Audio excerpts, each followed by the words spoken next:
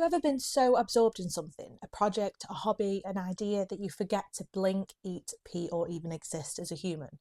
That's hyperfocus. And if you're ADHD, autistic, or both like me, you know exactly what I mean.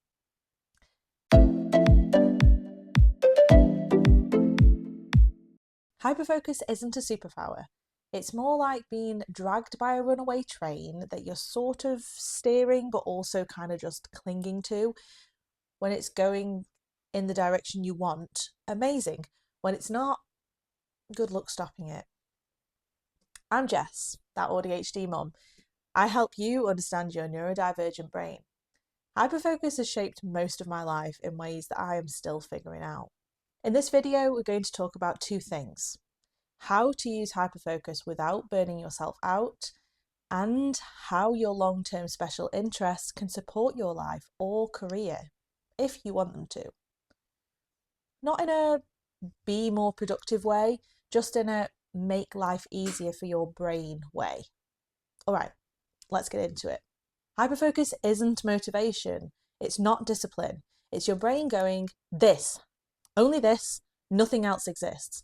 And suddenly you forget to eat or drink, your messages are untouched, time stops making logical sense. Someone says, just stop for a minute, and every cell in your body screams, if I stop, I will never get this feeling back.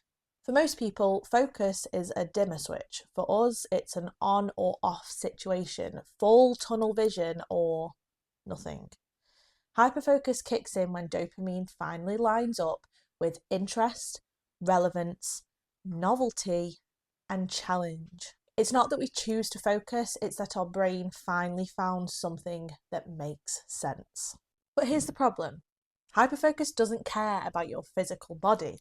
You'll be mid-project and suddenly realise that your leg is numb, your jaw is clenched, and you haven't drunk water for 6 hours. Your brain is like, productivity! Your body is like, emergency! The downside? People say, you're lucky, I wish I could focus like that. No, you don't. Hyperfocus is sitting in the same position so long your skeleton makes audible noises, forgetting to pee even when your body is begging you, blinking and realising it's dark outside and you haven't looked away from your laptop since noon.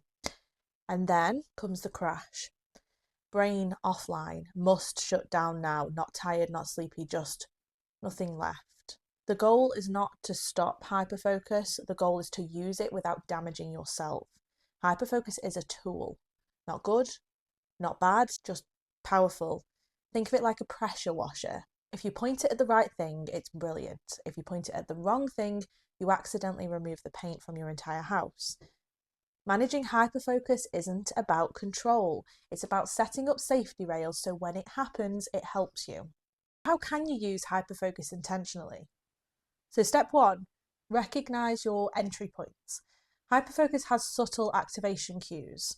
I'll just organise this really quick. I'll just open a new tab. I'll start something.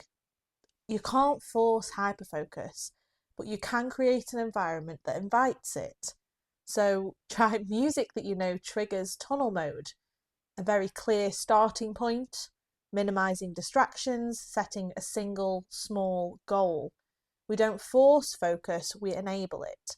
So prepare your physical body before the focus hits. Do a tiny checklist. Drink water, eat something, go to the toilet, put snacks within reach, set a timer as a safety net.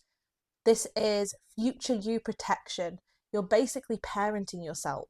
Use the toilet before we leave the house, except it's before your brain disappears into a project. So step 3 is micro breaks. Big breaks kill hyperfocus, so take tiny ones. Stand up every time you finish a mini task. Change posture when you change tabs. Sip water when something is loading. Micro breaks keep the flow without breaking the tunnel. Step 4 is to stop when the dopamine dips. There's a moment where hyperfocus shifts from flow into pressure, and you'll feel it. You'll get frustrated, you'll feel that perfectionism and tension. That is your cue to stop. Leaving while you still want to keep going actually fuels your next session instead of burning you out. So, hyperfocus is intense. It's chaotic, It's temporary, but special interests are stable, predictable, and usually long term. Hyperfocus is lightning. Special interests are the entire power plant. So let's go into special interests. A special interest isn't a hobby. It's not just liking something. It's full immersion, fluency, joy, and depth. It's your brain going, this has meaning. Your special interest is not a distraction from your life. It might be the pathway to your life. You could make videos about it, build digital product, write a blog or newsletter. You could study it at university and you could get a job in the field. You don't have to monetize it, you don't have to turn it into a brand, but you can if you want to. Consistency beats motivation every time.